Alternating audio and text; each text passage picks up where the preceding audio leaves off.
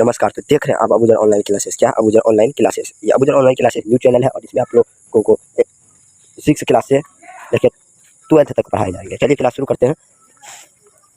तो शुरू करने से पहले हम एक बात बोलेंगे भाई, अगर आप न्यू है तो सब्सक्राइब करें, अगर न्यू है तो सब्सक्राइब करें, पुराने हैं तो लाइक और शेयर दोनों करें, और अपने दोस्तों को भी बताएं कि Abuzar online class new channel है, इसमें बहुत अच्छा पढ़ाई होता है। अच्छा लगे तब तो इसे शुरू करते हैं। तो भाई जो समय की शुरुआत है, अब समय की शुरुआत कब से हुई, कैसे हुई, ये सब चीज़ों को देखना है। क्या करना है? देखना है समय की शुरुआत कैसे हुई, कब से हुई, ये देखना है। चलिए शुरू करते हैं। भाई समय की शुरुआत 56 लाख क्या बोले 56 लाख वर्ष पूर्व, यानी पहले पृथ्वी पर मनुष्य के समान प्राणियों का उदय हुआ। तंदुरांत कालांतर में अनेक प्रकार के मानव उत्पन्न और विलुप्त हुए। बहुत सारे प्रकार के मानव आए और बहुत सारे मर भी गए। क्या है मरे? 56 लाख वर्ष पहले क्या थे? क्या नहीं थे? मानव नहीं था। क्या नहीं था? मानव नहीं था। क्या नहीं था? मानव। अनुमान आधुनिक मानव का उत्पत्ति लगभग 16 वर्ष पूर्व हुई। अनुमान लगाते हैं हम लोग कि लगभग मानव का जो उत्पत्ति हुआ लगभग 16 वर्ष पूर्व यानी पहले 16 साल पहले हुआ। कि क्या हुआ? 16 साल पहले हुआ। चार्ल्स डार्विन द्वारा लिखित पुस्तक on the origin of species जो 24 नवंबर सन 1859 को प्रकाशित, जिनमें यह दलील दी गई है कि मानव का विकास जानवरों से हुआ है। मानव का विकास किससे हुआ है? जानवरों से। अब सोचिए, हम जो है अभी हम लोग जानवर हैं, है ना? जानवरों से क्रमिक रूप से हुई है, होकर अपने वर्तमान रूप में आया है। अभी जो हम इंसान बन के हैं, क्या है? पहले जानवर थे, उसके बाद इंसान बने, है ना?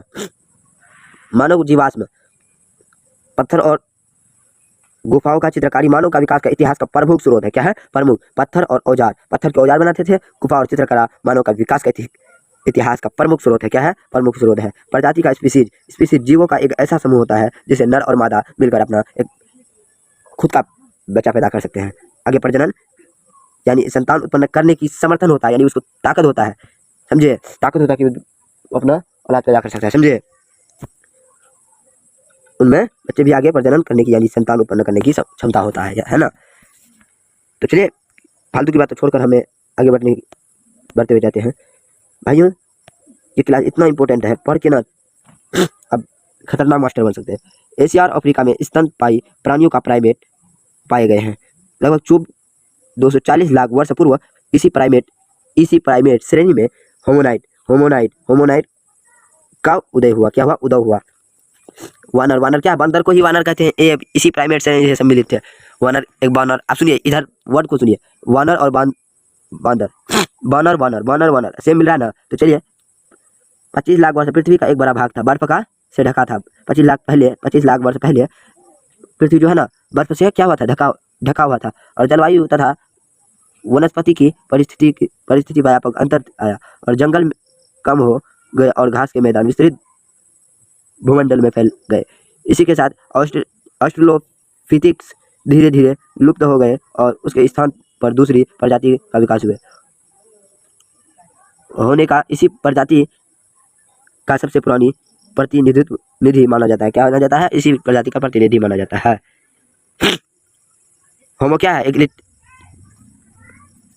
होमो क्या है? एक बात बताइए, होमो अगर कोई शब्द पूछ ले कि होमो क्या है, अब बोलेगा कि होमो क्या है? होमो लैटिन भाषा का एक शब्द है। क्या है? एक शब्द है। होमो क्या है? एक लैटिनी भाषा का एक शब्द है जिसका अर्थ होता है आदमी, स्त्री हो या पुरुष, लड़की हो या लड़का। होमो शब्द का अर्थ क्या होता है? स्त्री या पुरुष, लड़का या लड़की। होमो हैबिल्स औजार का निर्माता, औजार बनाने वाला है। होमो हैबिल्स किसे कहते हैं? औजार बनाने वाला। होमो हैबिल्स किसे कहते हैं? औजार बनाने वाला। होमो इरेक्टस किसे कहते हैं? सीधे पैर पर खड़ा होने वाला। अभी जो हम मानव है, क्या है? सीधे पैर पर खड़ा होते हैं। होमो सेपियंस यानी चिंतनशील, यानी सोचने की क्षमता हुआ। क्या हुआ? सोचने की क्षमता। होमो हैबिल्स जीवाश्म इथियोपिया में ओमो और तंजानिया में अल्डाविगोर्ज नामक स्थान पर पाए गए और ये प्रजातियां अनुमान 10 लाख वर्ष पूर्व तक जीवित थी। क्या? कितना लाख? 10 लाख पूर्व जीवित था। क्या हुआ था? जीवित था। क्या? जीवित था। भाई आप सोच सकते हैं क्लास कितना इंपॉर्टेंट है, आप लोगों को करना चाहिए। भाई छोटा का आंसर है ना।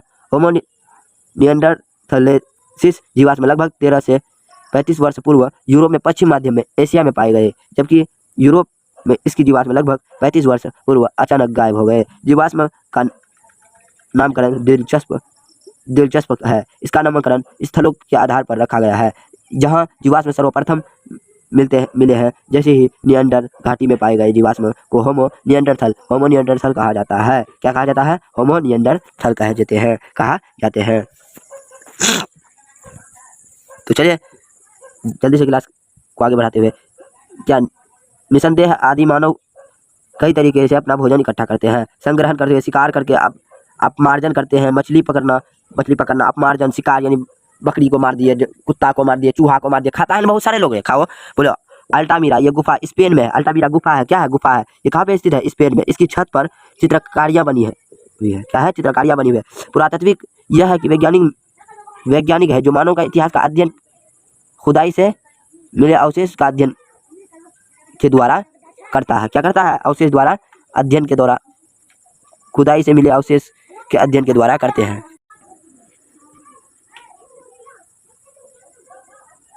तो भाइयों,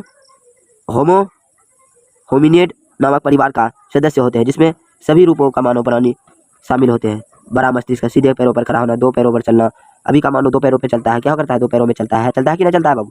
चलता है। क्या है कि अभी का मानव जो है कि 2 पैरों में चलता है, फिर बाद में 4 पैरों में चलेगा, है ना? हाथों लेके चलता है। बोलो ना, आधुनिक मानव का उद्भव के 2 सिद्धांत। क्या करेगा? अगर पूछ ले बोर्ड एग्जाम वाला कि 2 सिद्धांत लिखिए तो फटाफट लिख लेना, कह देना कि अबूजर भाई पढ़ाया था।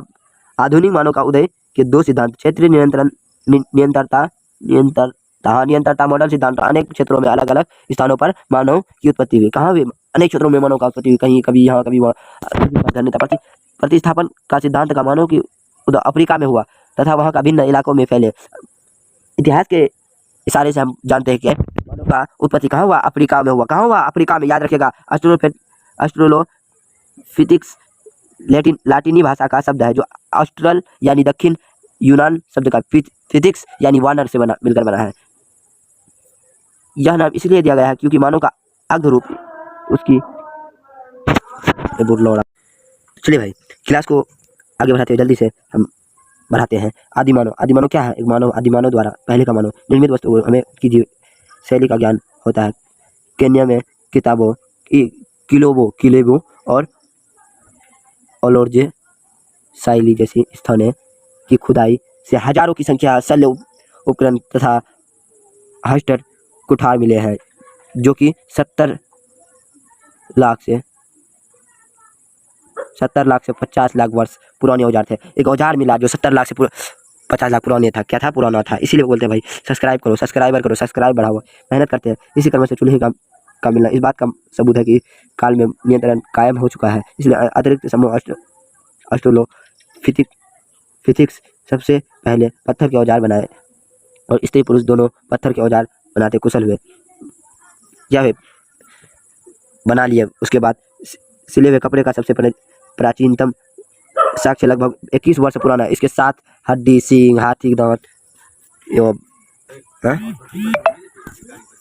लकड़ी पर भी नक्काशी प्रथा शुरू हो चुकी थी। क्या हुआ था? लकड़ी का भी नक्काशी प्रथा शुरू हो चुकी थी, जिसके लिए जीवित प्राणियों का मनुष्य एक ऐसा प्राणी है जिनका विचारा अभिव्यक्ति के लिए भाषा का प्रयोग किया जाता था। अतिरिक्त उच्च भाषा का कलाम मध्य अटूट संबंध इनकार नहीं किया जा सकता था, कारण दोनों का संप्रेषण का माध्यम मानव का अपने अंतिम चरण में अर्थात 1 लाख से 4500 वर्ष पूर्व जंगली पौधों का उगाना, जानवरों का पालतू बनाना सिखाया जाता था। उसने स्थान पर रहकर खेती करना और प्रारंभिक बहुत सारे काम करना सीख लिए। क्या करना सीख लिए? बहुत सारे काम करना सीख लिए। वर्तमान में क्या कर ले? वर्तमान में युग में शिकार भी किए। क्या किए? जानवरों को मारकर खाने का उसको क्या बहुत सारे तकनीक बनाए। जैसे हम लोग बकरी, खस्सी, गौरू जो भी खाते हैं, जो जिसका जो है खाता है, वैसे ही शिकारी बने, शिकार किए। उसी से दुनिया चला है भाइयों। तो चलिए लास्ट कल बहुत कम समय में आपका ये क्लास ख़त्म करेंगे। आज का क्लास यहीं तक। अगर आप लोगों को पसंद आया तो प्लीज़ इस वीडियो को सब्सक्राइब करें, इस वीडियो को लाइक करें ताकि हमारा हौसला बढ़े और हम और भी वीडियो बनाएं। भाई प्लीज़ इस वीडियो को ज़्यादा से ज़्यादा लोगों तक शेयर कीजिए। थैंक यू भाइयों कि आपने मुझे सपोर्ट किया और लास्ट तक जुड़े।